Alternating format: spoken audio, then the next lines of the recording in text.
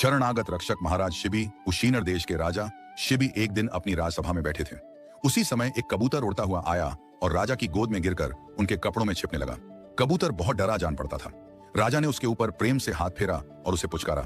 कबूतर से थोड़े पीछे ही एक बाज उड़ता आया और वह राजा के सामने बैठ गया। बाज ने मनुष्य की बोली में कहा, आप न्याय को जानने वाले राजा हैं, आपको किसी का भोजन नहीं छीनना चाहिए।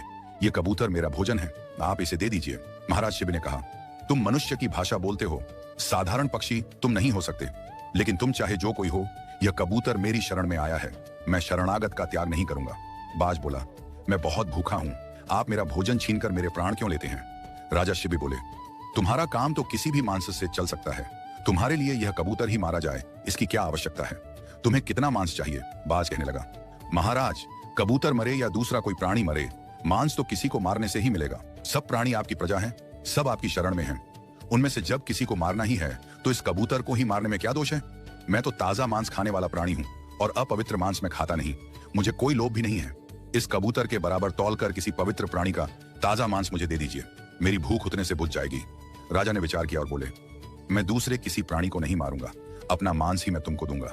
बाज बोला, एक कबूतर के लिए आप चक्रवर्ती सम्राट होकर अपना शरीर क्यों काटते हैं? आप फिर से सोच लीजिए। राजा ने कहा, बाज, तुम्हें तो अपना पेट भरने से काम है, तुम मांस लो और अपनी भूख मिटाओ। मैंने सोच समझ लिया है, मेरा शरीर अजर अमर नहीं है। शरण में आए एक प्राणी की रक्षा में शरीर लग जाए, इससे अच्छा इसका दूसरा कोई उपयोग नहीं हो सकता। महाराज की आज्ञा से वहां कांटा मंगवाया गया। एक पलड़े में कबूतर बैठाया गया और दूसरे पलड़े में महाराज ने अपने हाथ से काटकर अपनी बाईं भुजा रख दी, लेकिन कबूतर का पलड़ा भूमि से उठा नहीं। महाराज शिबी ने अपना एक पैर काटकर रखा और जब फिर भी कबूतर भारी रहा तो दूसरा पैर भी काटकर चढ़ा दिया। इतने पर भी कबूतर का पलड़ा भूमि पर ही टिका रहा। महाराज शिबी का शरीर रक्त से लथपथ हो गया था, लेकिन उन्हें इसका कोई दुख नहीं। अब की बार वे स्वयं पलड़े पर बैठ गए और बाज से बोले, तुम मेरे इस देह को खाकर अपनी भूख मिटा लो। महाराज जिस पलड़े पर थे वह पलड़ा इस बार भारी होकर भूमि पर टिक गया था और कबूतर का पलड़ा ऊपर उठ गया था। लेकिन उसी समय सबने देखा कि बाज तो साक्षात देवराज इंद्र के रूप में प्रकट हो गया है और कबूतर बने अग्नि देवता भी अपने रूप में खड़े हैं।